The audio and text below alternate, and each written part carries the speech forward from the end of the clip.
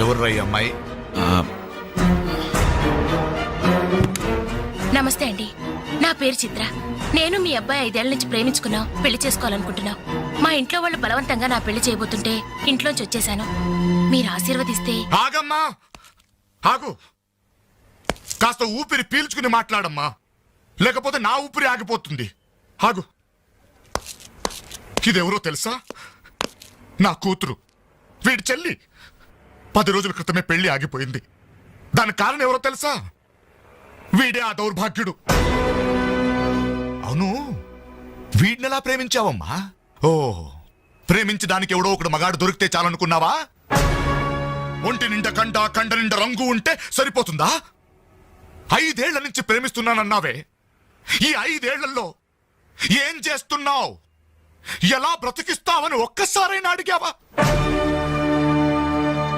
ఇదిగో, వీడు వేసుకున్న ప్యాంటు నేను కొన్నది, వీడు వేసుకున్న షర్టు బనిను నేను కొన్నవి, ఆఖరికి చెప్పులు కూడా నావే, నా కష్టార్జితంతో కొన్నవి. ఇలాంటి బిచ్చగాడికి నువ్వు మెళ్ళో డోల్లా తయారయ్యావనుకో, నీకు తిండి నేనే పెట్టాలి, కట్టుకున్న చీర నేనే కొనాలి, తొడుకున్న జాకెట్ నేనే తెచ్చివ్వాలి.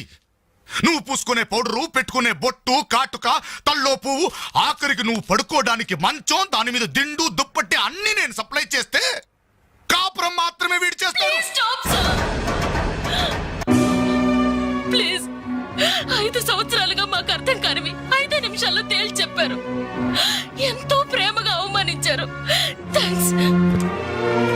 చిత్ర, ప్లీజ్ రఘు, నాతో రావద్దు. మీ నాన్న నా కళ్ళు తెరిపించాడు. చిత్ర, సారీ సార్. మీరు మీ ఉద్యోగాన్ని వెతుక్కోండి, నేను నా జీవితాన్ని వెతుక్కుంటాను. చిత్ర.